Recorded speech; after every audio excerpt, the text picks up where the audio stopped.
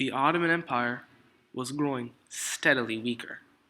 Its size had decreased dramatically as it lost its lands in European territory and in North Africa. The Ottoman Empire slowly but surely became unstable as it was challenged by many ethnic Turks who had begun to envision a Turkish state that would encompass all people of Turkish nationality. Turkish nationalists, or Young Turks, wanted to create their own state. Turkish nationalists believed that the Armenians should not be part of their state. During World War I, the Ottoman Turks had distanced the Allies with their new politics towards minority subjects, especially the Armenians.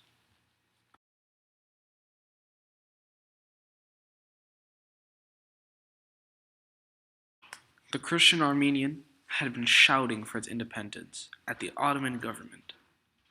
In 1915, the Ottoman government accused the Armenians of supporting Russians.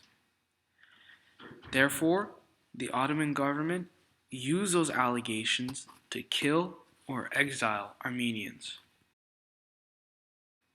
Within 7 months, 600,000 Armenians had been killed and 500,000 had been exiled. Of those who were exiled, 400,000 died. By September of 1915, about 1 million Armenians died.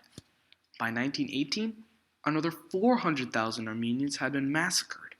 Although Russia, France, and Britain pointed out their crimes, the killings continued because of the war.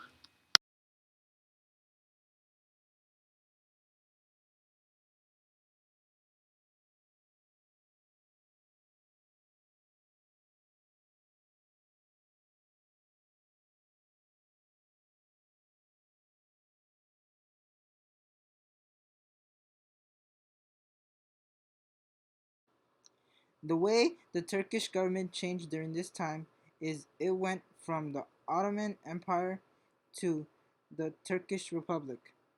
At the end of World War I, the Turkish Ottoman Empire collapsed, and this led to the nations Great Britain and France attempting to divide amongst themselves the territories from the Ottoman Empire. But the Empire of Turkey was still under control of Ottoman. Regarding the invasion of Britain and France, this altered and brought the act of the hero Colonel Mustafa Kemal. Kemal summoned the nation in a Congress meeting.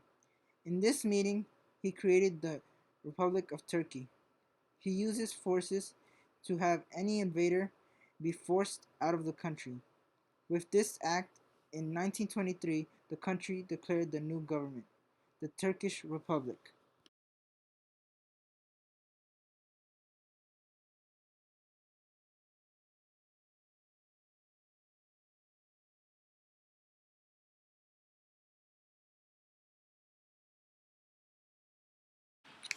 As a result of World War I, the Arabs escaped from the rule of the Ottoman Empire.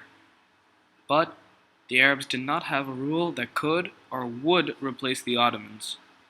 The Arabs, however, were united by their religion, Islam, their culture, and their heritage. Arab nationalists received support from Britain up until 1916, where Britain and France decided to make mandates out of the land. As a result, Europeans ended up creating the Middle Eastern states. However, in the early 1920s, Ibn Saud united the Arabs, forming what is now known as Saudi Arabia. When oil was struck in the Persian Gulf, Aramco, the famous American Arabian oil company, was formed, and it propelled Saudi Arabia with the promise of wealth.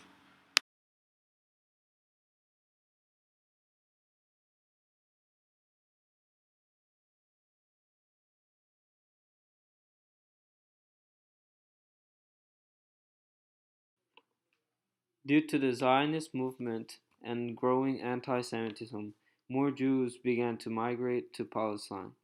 Then the British government made the Balfour Declaration, which is a letter sent during World War I hoping to win Jewish support for the Allies. It showed support for a national home for the Jews in Palestine and also declared that this goal should not undermine the rights of the non Jewish people.